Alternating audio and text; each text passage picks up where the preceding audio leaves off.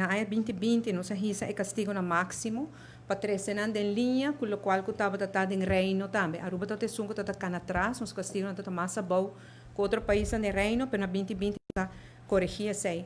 Para o que é tema de castigo mínimo, a senhora Alicia Gomes está é iniciador de essa aqui na, corrigir-me se me equivocar, em 2010. E é tempo em minha mesa sostener e trazer uma lei para chegar no castigo no mínimo do parlamento. Sin embargo, o projeto de lei aqui arraia consejo na marcha negativo. Me não por arraia muito consejo positivo para sostener a lei. O consejo principal de corte, de juez, não tem essa aqui, no momento que vem com um mínimo, botem um risco também. Para pôr se botem um mínimo, para como se importa 10 anos. E porta 6 lunas, 1 ano e meio, 2 anos. Que é bom, que não sou sincero. Pero verdade, se gente sai livre, of 2 anos, sequer vou pôr a 2 anos. Pero o que o juez não avisa nós? Não avisa nós que tem em conta. Que a com pouco prova, não perdona 6 lunas, 9 lunas, 1 ano. Pero se nós vem com castigo mínimo, com pouco prova, não há nada de castigo. Passou botinho drempel, threshold para chegar na prova para 2 anos, ou 6 anos e meio, whatever, que castigo mínimo, está alto.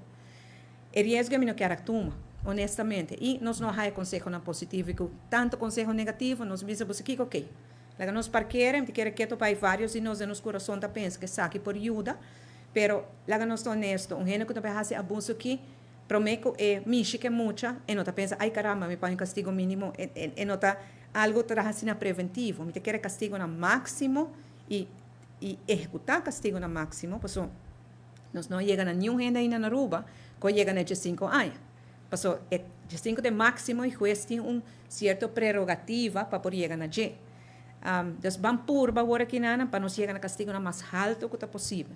Esse é eigenlijk o qual que nós vai pior, nós risa lei, nós cambia algum aspecto de procedura da lei e principalmente o tema de que não está caducar. Esse é também que é importante, mas nós a John Hobby Biata, ora que a gente vira adulto, of ora sali for de caso of body proteção, pero também domínio, talvez, de adulto na sua família. E ora tá sinto que tem papia, que tem 13 coisas para diante.